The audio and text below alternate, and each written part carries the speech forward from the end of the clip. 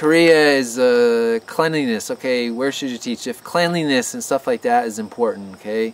I've written about this before on my site, but Japan is the cleanest, Korea, and then Taiwan and China. So being at the bottom. So in that order, I'd say, as far as like pollution in general, like cleanliness in the environment, stuff like that, if that's important to you.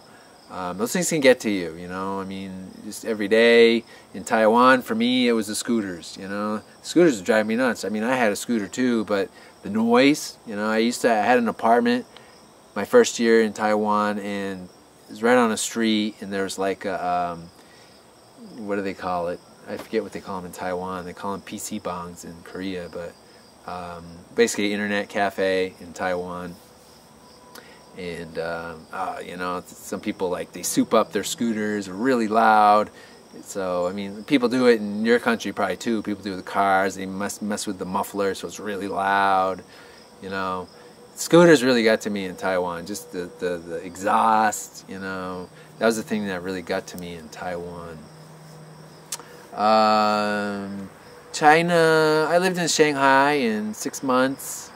You know, surprisingly, consider how big it was, it didn't really get to me. There's, of course, times, I mean, you could be really packed on a bus, but I think in all those places you could find yourself in a subway, you know, in Seoul or Tokyo, and just be packed, you know, all those places. So, populations and stuff, that, you know, if that's going to get to you, then I'd think more about,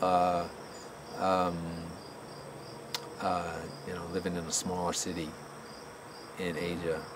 It might be better, you know. So, where should you teach?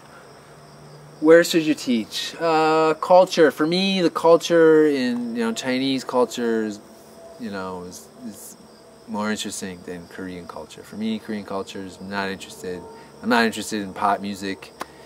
Pop music is big in Korea, and some other countries in Asia also like, you know, Korean pop music, or soap operas, Korean soap operas. These are kind of like famous, what's, you know, Korea's renowned for. But I'm not into it. Definitely not into K-pop and all that. It's the most superficial country, I'd say, out of all those. Korea. I mean, Korea, there's people. So many women get plastic surgery. There's clinics all over the place. Plastic surgery is big. And my ex-girlfriend, I had a girlfriend in Korea for sort of on and off for quite a while, maybe 2.5, 3 years. Basically, most of the time I was there.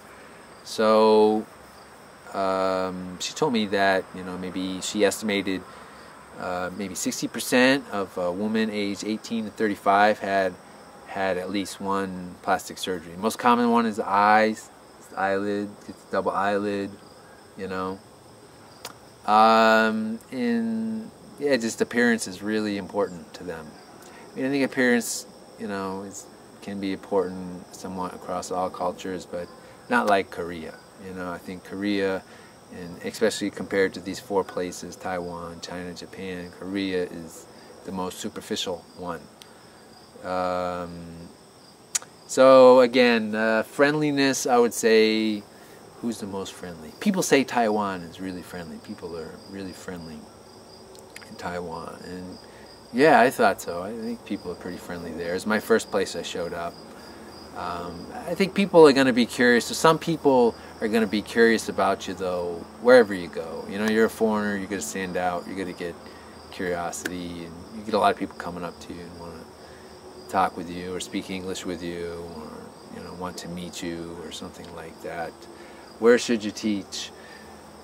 Yeah, I mean, it's really study the culture, you know, spend some time, learn about, if you think about China, study China, you know, just get on Wikipedia, what's going on in China, you know, read about it.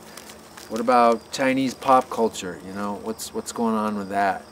All these countries, you know, really spend some time, because it really make a difference, you know, where you go and what kind of experience you want to have, and, you know, the language too, you know.